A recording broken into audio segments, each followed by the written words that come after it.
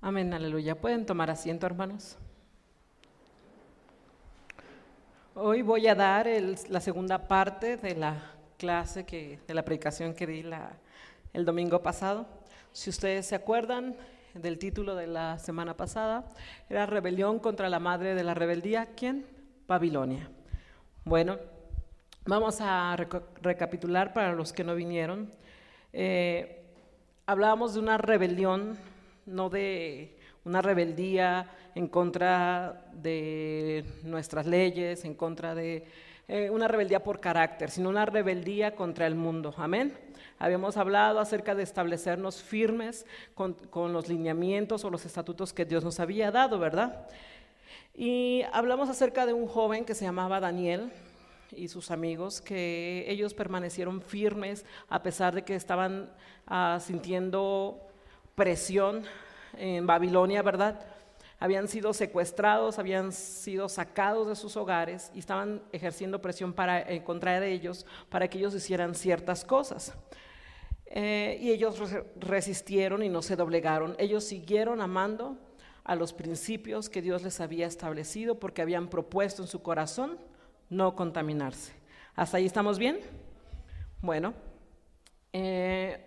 para recordar qué es Babilonia, Babilonia no solamente significaba una ciudad, sino hablamos de que Babilonia es un sistema de control mental, cuyo objetivo siempre ha sido capturar las mentes de Jerusalén, es decir, sus mentes, nuestras mentes, para ponerlas al servicio de Babilonia. Y la Biblia nos habla constantemente de Babilonia, desde Génesis hasta Apocalipsis. En Génesis, en el capítulo 11, nos habla donde comienza Babilonia, cuando comienzan a construir una torre, la torre de Babel, y estos hombres comienzan a desafiar la autoridad de Dios y dicen: no necesitamos que Dios establezca lo que es bueno y lo malo, sino ahora lo vamos a establecer nosotros. Pero luego, si nosotros nos vamos hasta Apocalipsis 17:5, no lo busquen, habla de Babilonia la grande, la madre de las rameras y de las abominaciones de la tierra. Es decir, Babilonia es una especie de sistema de control económico, religioso y político que lleva a las personas a adorar a la bestia. ¿Cómo? Otra vez.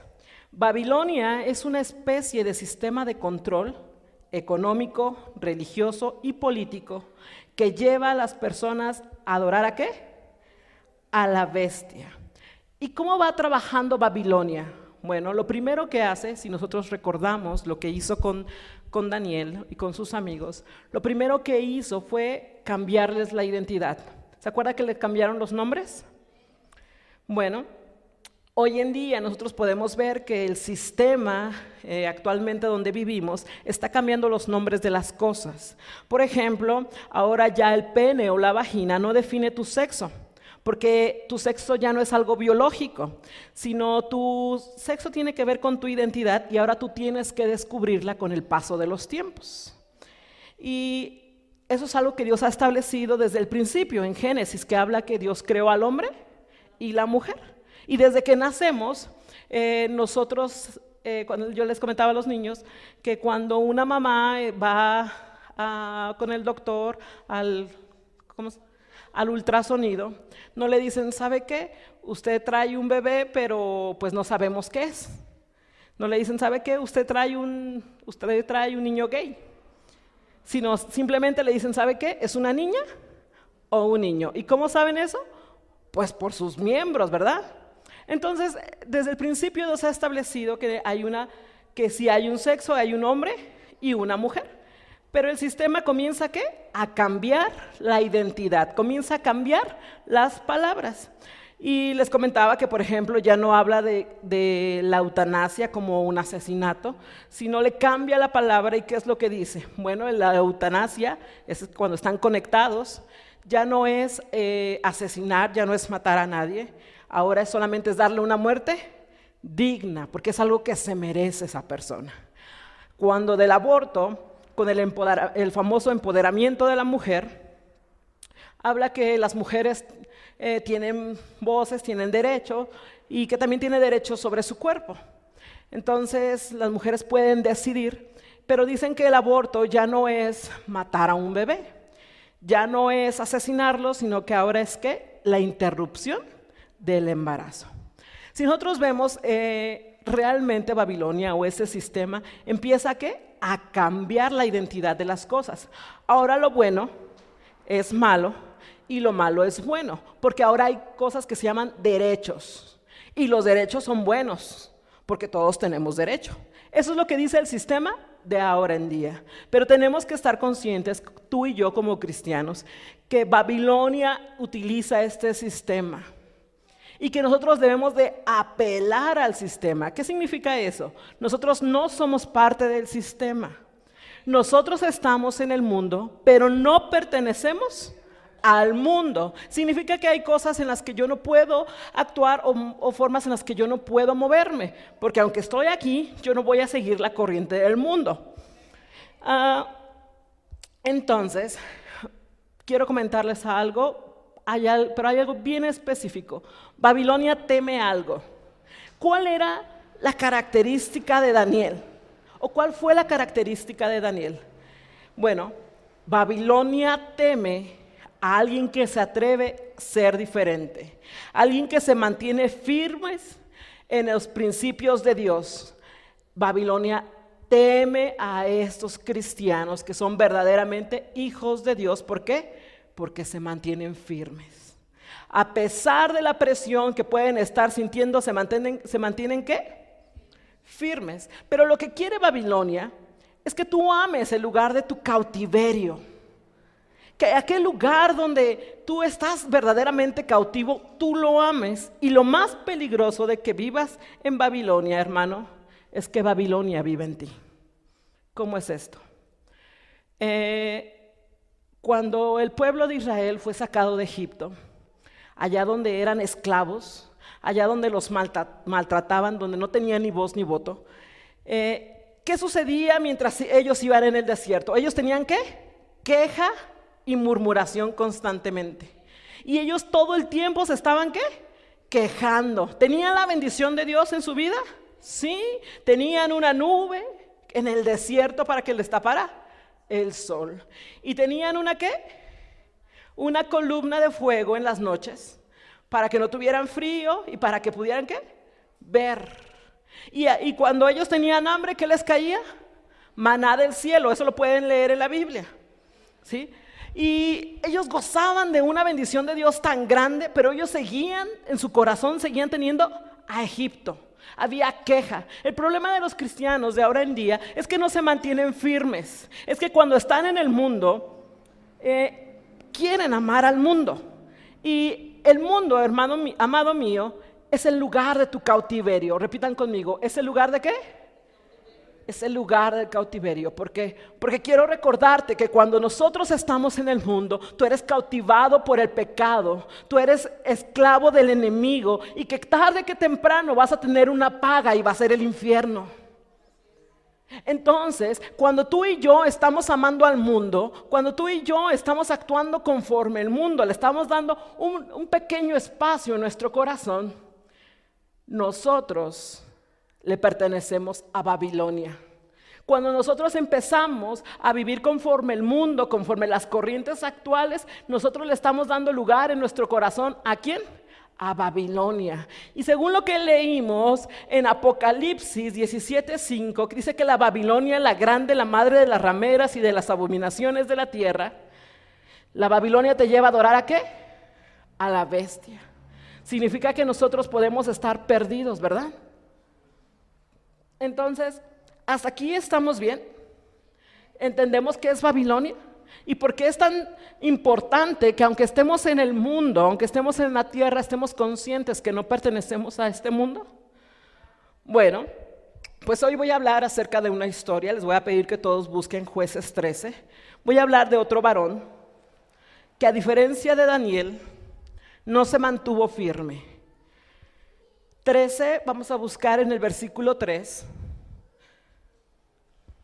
y del versículo del 3 al 7, y quien lo tenga, le voy a pedir que se ponga de pie y lo lea en voz alta. Jueces 13, del 3 al 7.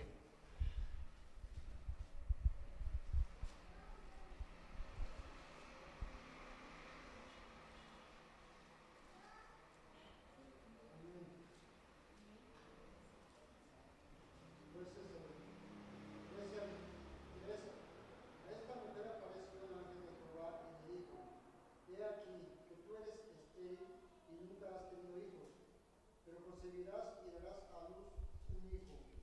Ahora pues, no bebas vino ni sidra, ni comas cosa inmunda, pues he aquí que concebirás y darás luz un hijo, y navaja no pasará sobre tu cabeza, porque el niño será nazareo a Dios desde su nacimiento. Y él comenzará a salvar a Israel en mano de los filisteos. Y la mujer vino y se lo contó a su marido, diciendo: un varón de Dios vino a mí, cuyo aspecto era como el aspecto de un ángel de Dios. Temíle en gran manera, y no le pregunté de dónde ni quién era, ni tampoco él me dijo su nombre. Y me dijo: he aquí que tú concebirás y darás a luz un hijo, por tanto, ahora no bebas vino, ni sidra, ni comas cosa inmunda, porque este niño será nazareo a Dios desde su nacimiento, hasta el día de su muerte. Amén. ¿De quién vamos a hablar? De Sansón. Bueno, antes de hablar de Sansón, hermanos, quiero decirte, Dios te ha llamado a ti para algo único. ¿Para algo qué? Para un propósito. Y para que tú cumplas ese propósito, para que tú hagas eso único, Dios te ha dado una unción. Ungirte, Él te ha ungido. La unción es responsabilidad de Dios, pero proteger esa unción es tu responsabilidad. Otra vez, ungirte es responsabilidad de Dios, pero proteger esa unción es responsabilidad ¿de quién? De nosotros. Amén. Entonces, nosotros leímos en Jueces 13, del 3 al 7, que había una mujer estéril. ¿Cuál era su nombre? Sora. Había un hombre de Sora, de la tribu de Dan, cual se llamaba Manoa, y su mujer era ¿qué, perdón? Estéril, su esposa, perdón, ¿verdad? Y nunca había tenido ¿qué? Hijos. Y se le apareció un ángel. ¿Y qué le dijo? ¿Que iba a tener qué? Un hijo. Y le empieza a dar ciertas instrucciones que ella no puede hacer. Le dice en el versículo 4, no bebas ¿qué? Vino, ni sidra, ni comas ¿qué? Cosa inmunda. Pues he aquí concebirás y darás a un hijo. Y navaja, ¿qué dice? Porque el niño será ¿qué? Nazareo a Dios de su nacimiento, y él comenzará a salvar a Israel de mano de los filisteos. Cuando se le aparece el ángel, le dice: vas a hacer esto, pero también le empieza a dar instrucciones sobre su hijo, porque le trae una buena nueva, y le dice: ¿sabes qué? Tú que eres estéril, vas a tener un hijo. Para empezar, eso era un regalo, porque como era estéril, no podía tener hijos. Cuando le dice el ángel de Jehová que va a tener un hijo, ¿cómo se puso? Feliz. Pero aparte, no solamente le dice, vas a tener un hijo cualquiera. Le dice que vas a tener un hijo nazareo que va a salvar al pueblo de los filisteos. Le dice, ¿sabes qué? Vas a tener un héroe. El héroe, tú lo vas a tener, ¿qué? Tú lo llevas en tu vientre, porque va a luchar y va a salvar al pueblo, ¿verdad? Y le empieza a dar instrucciones. No va a pasar ¿qué? Navaja sobre su cabeza. Y algo bien importante es que le dice nazareo. Bueno, a lo mejor nosotros no habíamos escuchado, no habíamos estudiado esa palabra. ¿Quién era un nazareo? Nazareo era alguien que se entregaba a los propósitos de Dios y apartaba su vida para entregarla al servicio de Dios. Era alguien que cautivaba la presencia y protegía el llamado de Dios en el mundo. Y los nazarenos tenían 3 restricciones muy conocidas. Tenían varias, pero 3 eran muy conocidas. 1, no podían tocar nada que estuviera muerto. 2, no podían beber nada que tuviese alcohol. Y número 3, no podían cortarse. ¿Qué le dijo el ángel? No podía cortarse ¿qué? El cabello. ¿Cuáles eran las 3? No podían, ¿qué? Tocar nada muerto, no podían beber nada que tuviera alcohol, y 3, no podían cortarse el cabello. Entonces el ángel le dice a esta mujer que va a tener un hijo que iba a ser como un héroe, va a salvar a Israel. Es la palabra que utiliza, ¿verdad? Y para no contarles toda la historia, vámonos por favor a Jueces 16:6.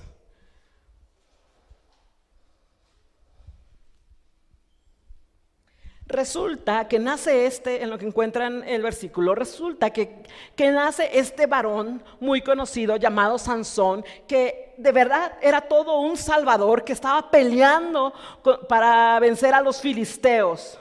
Entonces, él tenía unos preceptos, él tenía unos principios que a él lo regían, ¿verdad? El Espíritu de Dios estaba sobre la vida de Sansón. Porque desde que estaba en el vientre de su madre, Dios lo había escogido. Hermano, quiero decirte, desde que tú estabas en el vientre de tu madre, Dios te había escogido. Tú no eres una casualidad, tú no eres una coincidencia. Quizá el ángel de Jehová no se le apareció a tu madre, pero el propósito de Dios estaba en el vientre de tu madre desde que tú fuiste concebido. Entonces, al igual que Sansón, tú tienes un propósito, ¿verdad? Y Sansón tenía un propósito y creció y estaba salvando al pueblo de los filisteos. Y en el capítulo 16 de Jueces, en el versículo 6, y Dalila dijo a Sansón: yo te ruego que me declares en qué consiste tu gran fuerza y cómo podrás ser atado para ser dominado. Resulta que Sansón se enamoró de una mujer llamada Dalila. Esta historia es muy conocida, incluso en el mundo hablan de las Dalilas, ¿verdad? Y cuando hablan de una mujer Dalila, ¿qué características tiene? Es una mujer que te va a llevar a la ruina, simplemente eso, ¿verdad?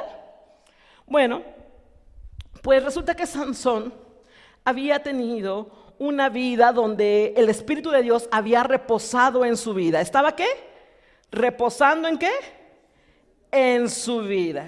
Sansón nos enseña cómo podemos recibir una gran medida de unción, pero no saber protegerla. Resulta que Sansón se había enamorado de esa mujer. ¿Cómo se llamaba? Dalila. Y la mujer le estaba diciendo que le contara el secreto de su gran fuerza. ¿Y cómo podría ser atado? ¿Para ser qué? Dominado. Sansón, en los capítulos anteriores, llevaba una vida desordenada. No los busquen, pero en Jueces capítulo 14, un día se casó con una filistea y al día siguiente, con el poder del Espíritu de Dios, degolló a un león. En el capítulo 15 de Jueces, un día causó problemas en el pueblo de Dios por una rabieta infantil y al día siguiente mató a 1,000 personas. Y luego en Jueces 16, en el versículo 3, un día se emborracha y se acuesta con una prostituta y al día siguiente derribó un portón, lo cargó encima y le dio una victoria al pueblo de Dios. Si nosotros podemos ver en el capítulo 14, 15, 16, Sansón estaba llevando una vida ¿qué? Desordenada. Desde pequeño le habían dicho que era ¿qué? Un nazareo. Significa que él tenía que entregarse a los propósitos de Dios completamente. Él tenía un propósito desde el vientre de su madre, ¿sí o no? Y él sabía perfectamente lo que podía y no podía hacer. Y tenían prohibido, Dios había establecido que no podían mezclarse con otras mujeres de otros lugares. Y Dalila era una filistea. Era una mujer pagana, ¿sí? Pero a Sansón no le importó. Y resulta que Sansón estaba muy enamorado de Dalila. Dalila representa a la Babilonia. Amén. Entonces, en el versículo 16 al 20 de Jueces 16, vamos a ver qué dice. Y aconteció que presionándole, ella cada día con sus palabras e importunándole su alma, fue reducida a mortal ¿qué? Angustia. Le descubrió pues todo su corazón y le dijo: nunca mi cabeza llegó en la baja, porque soy nazareo de Dios desde el vientre de mi madre. Si fuere rapado, mi fuerza se apartará de mí y me debilitaré y seré como todos los hombres. Viendo Dalila que él había descubierto todo su corazón, envió a llamar a los principales de los filisteos, diciendo: venid esta vez, porque él me ha descubierto con todo su corazón. Y los principales de los filisteos vinieron a ella, trayendo en su mano el dinero, y ella hizo que él durmiese sobre sus rodillas, y llamó a un hombre, quien le rapó las 7 guedejas de su cabeza, y ella comenzó a afligirlo, pues su fuerza se apartó de él. Versículo 20. Presten mucha atención en este versículo. Y le dijo: Sansón, los filisteos sobre ti. Y luego se despertó él de su sueño. Se dijo, todos, por favor.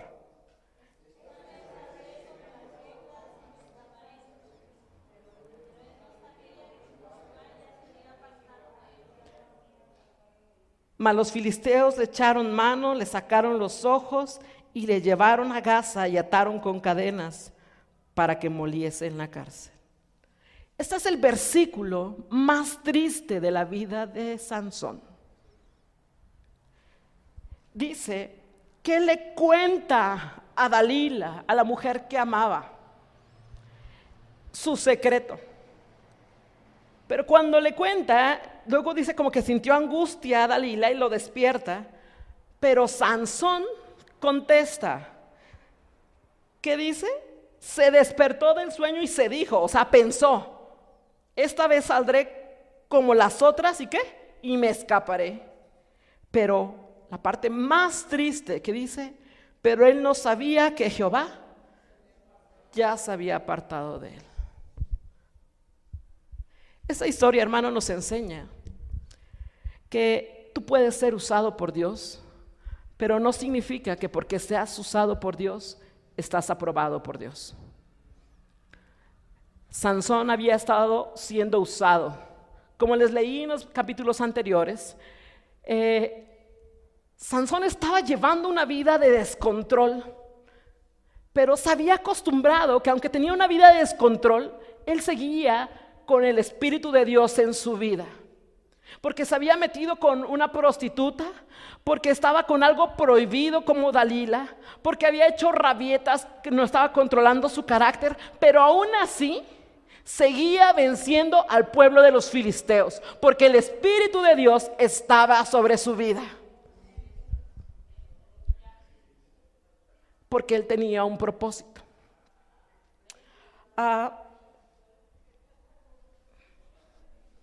Permítame.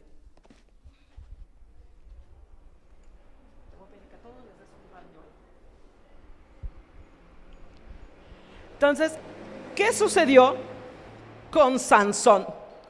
Bueno, número 1, Dalila. ¿Qué significaba Dalila para él?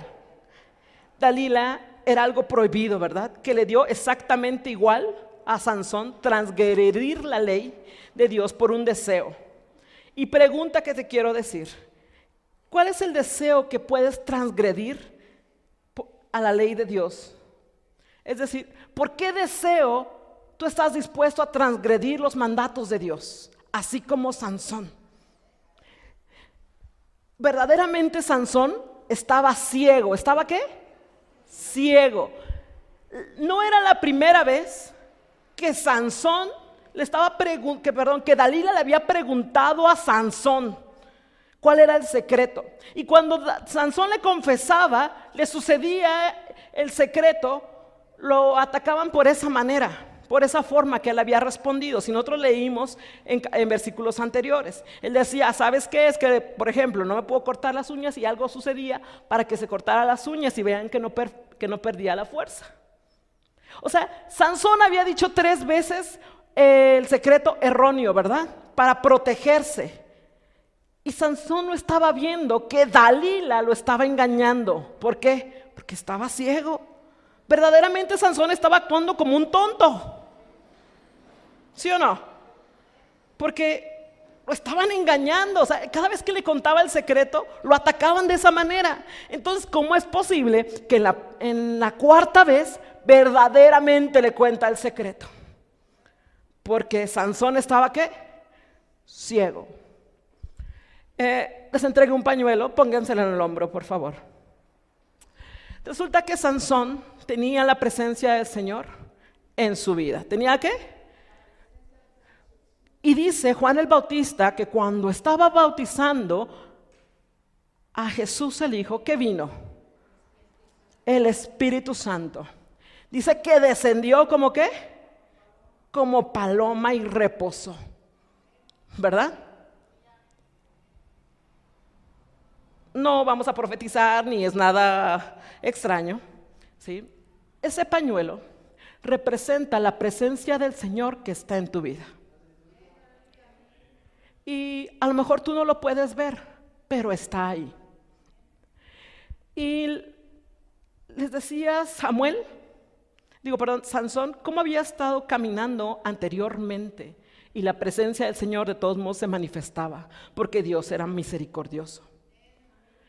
Pero Sansón se había acostumbrado a los beneficios. Sansón estaba acostumbrado a salir ¿qué? Triunfante. ¿Sí? Se acostumbró a tener éxito sin consecuencias, a moverse en los beneficios de la unción, pero desconectado del corazón de Dios, de la unción. ¿Sabes? Que Sansón nos demuestra que es posible ser usado por Dios, pero no necesariamente significa que seas aprobado por Él.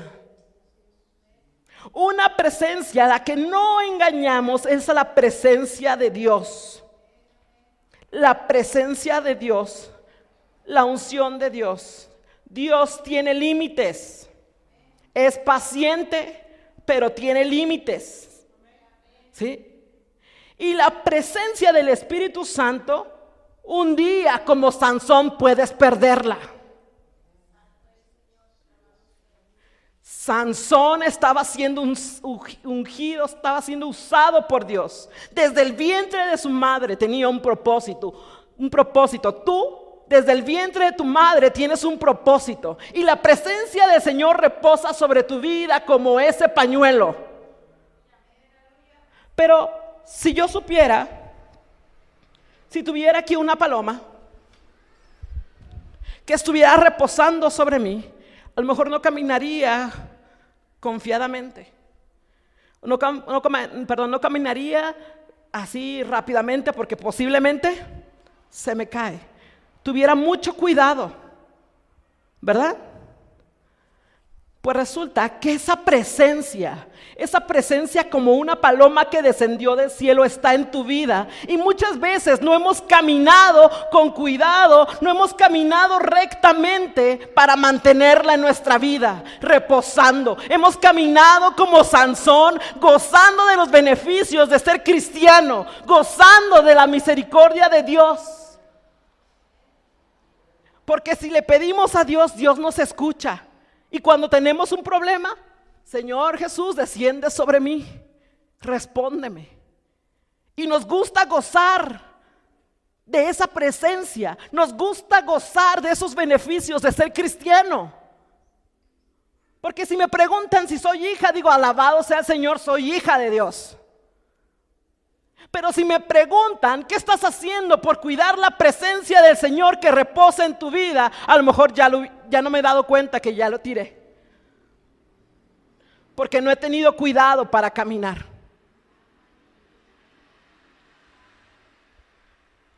Sansón estaba dispuesto a transgredir la ley de Dios. Estuvo dispuesto a cruzar los límites porque Dalila le representaba algo. Lo primero que les dije, le representaba algo prohibido, que la ley no se lo permitía. Pero él estaba prefiriendo transgredir la ley porque era algo que él quería. Hermano, ¿tú por qué estás dispuesto a transgredir la ley de Dios? ¿Tú qué estás queriendo de esa Babilonia, de ese mundo?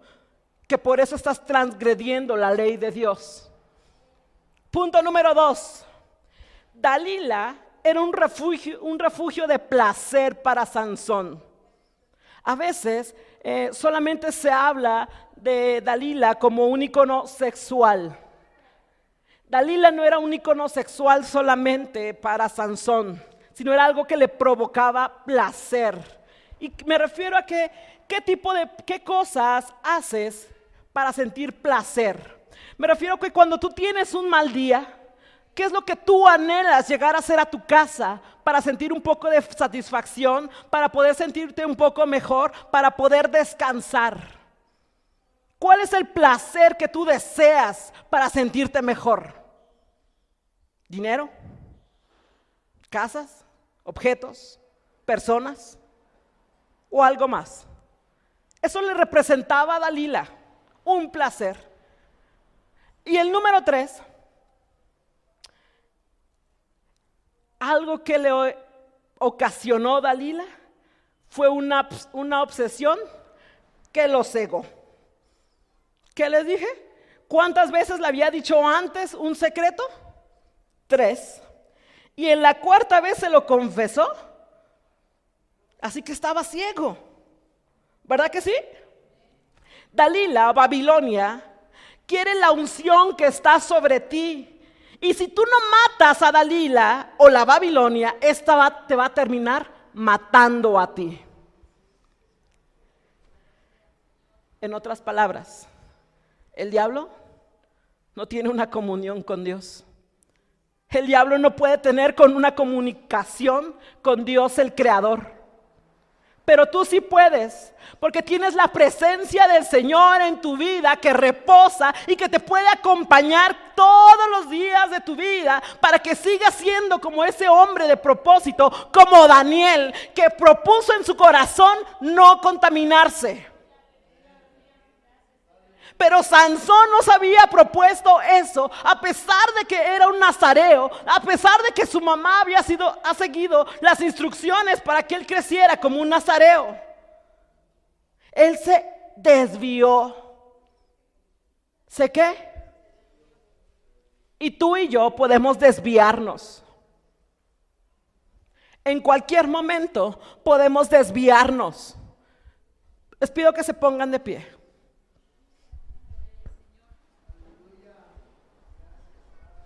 No se quiten el pañuelo.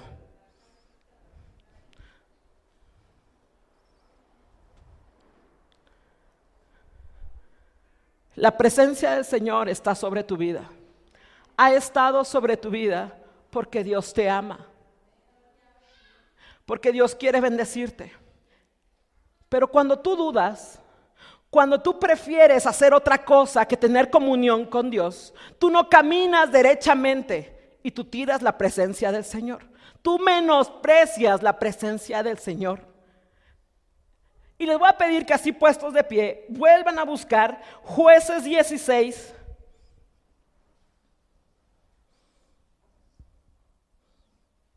En el versículo 20.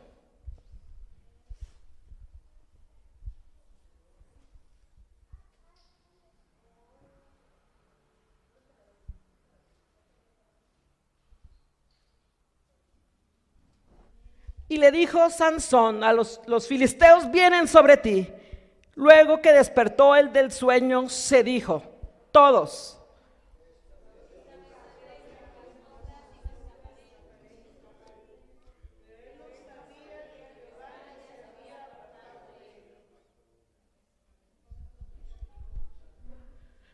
Mi amado hermano, puedes estar caminando como un cristiano. Puedes estar gozando de los beneficios de un cristiano. Dios te puede estar bendiciendo todos los días de tu vida como su hijo, como un cristiano. Pero ¿de qué manera puedes estar viviendo que puede que no te hayas dado cuenta que la presencia del Señor se puede haber apartado de tu vida?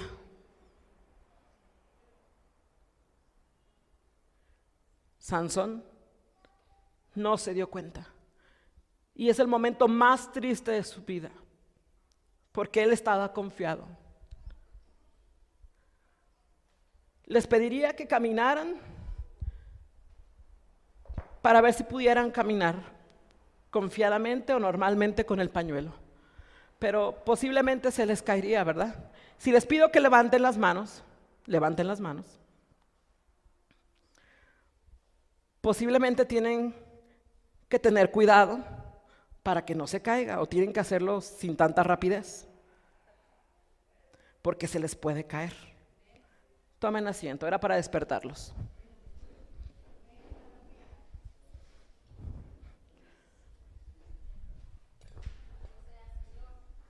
El Espíritu de Dios está sobre tu vida, mi hermano.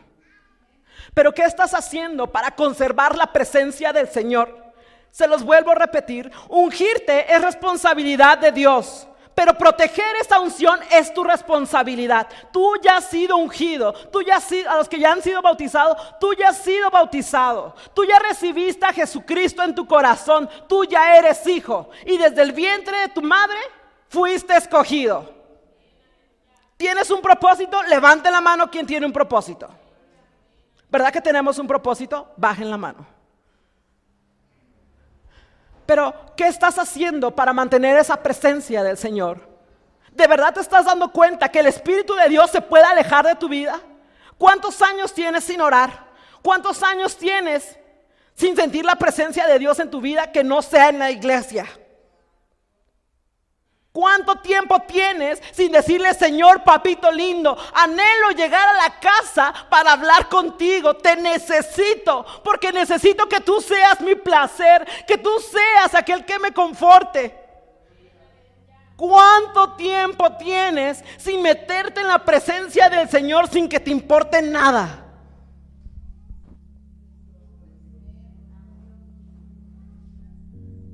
El pueblo del Señor se ha acostumbrado, como Sansón, a gozar de los privilegios de ser cristiano. Pero quiero recordarte que dice la palabra del Señor que aquel que se le ha dado mucho, mucho se le será demandado. Y esa presencia del Señor es mucho, mucho. Porque no todos tienen la opción de decirle: Señor, aquí estoy. Señor, papito lindo, oye, mira, Padre, esto, dame la dirección. Porque allá en el mundo, allá en Babilonia, todos se mueven conforme el mundo, conforme lo que el mundo dice. Pero tú y yo debemos de movernos por la palabra que así dice el Señor. Pero ¿por qué te estás moviendo? ¿Cómo estás tomando tus decisiones? ¿Cómo estás haciendo las cosas? ¿Verdaderamente te estás metiendo en la presencia del Señor y decir: Señor, aquí estoy, reposa sobre mi vida desde el amanecer hasta el anochecer? Quiero cuidarte y no quiero que te apartes de mí. ¿De verdad estamos caminando con cuidado para que no se vaya la presencia del Señor? Es un tiempo de preocuparnos por esta presencia. Dice más al final, dice en Jueces, que cuando Sansón se dio cuenta de lo que había hecho, pidió una oportunidad más a Dios para descender más a Dios. Y puede que Dios descienda en nosotros, pero el reto no es que Dios descienda en tu vida. El reto no es que te hagas cristiano, no es que sientas la presencia de Dios. El reto es que la presencia de Dios permanezca en tu vida. Entonces, en otras palabras, ¿qué vas a hacer para que esta presencia no se vaya? ¿Qué vas a hacer para que esa presencia se quede contigo?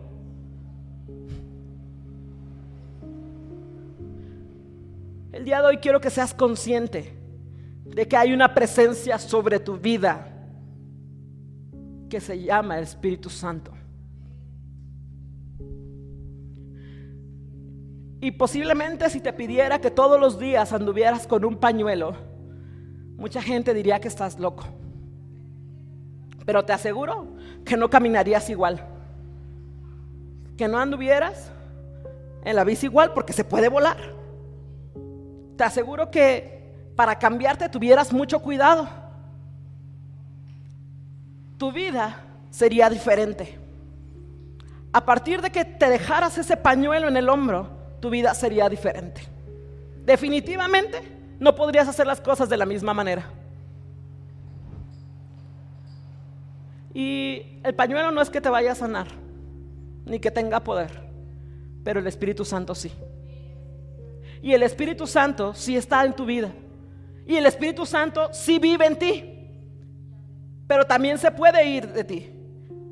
Entonces es tiempo de que seas consciente, mi amado hermano, de que vivimos precisamente en un mundo de la Babilonia, del tiempo de la rebeldía, que cuando les dije que cuál era el propósito de Babilonia, era que adoraras a la bestia, era de que tú siguieras el sistema del mundo, que tú amaras el lugar de tu cautiverio. Y hermano, estamos en el mundo y el mundo nos hace pecadores, y la paga del pecado es muerte, mas la dádiva de Dios es ¿qué? Vida eterna. Eso significa que si tú amas al mundo, si tú estás dispuesto a hacer algo que dice el mundo, vas a transgredir la ley de Dios, y esta presencia de Dios se va a apartar de tu vida. Vas a contristar el Espíritu Santo, y puede que no te des cuenta porque sigues gozando de bendiciones de Dios, pero a lo mejor no llegas a tener tiempo para pedir una oportunidad. A lo mejor te equivocas y te enamoras de la Babilonia, así como Sansón de Dalila, porque el mundo es cómodo y te puede gustar, pero esta presencia del Señor, debemos de estar conscientes que reposa sobre tu vida. Entonces es tiempo, mi amado hermano, de decir: Señor, quiero esa oportunidad, así como Sansón pidió una oportunidad más. Y yo no sé tú, pero yo sí quiero una oportunidad más.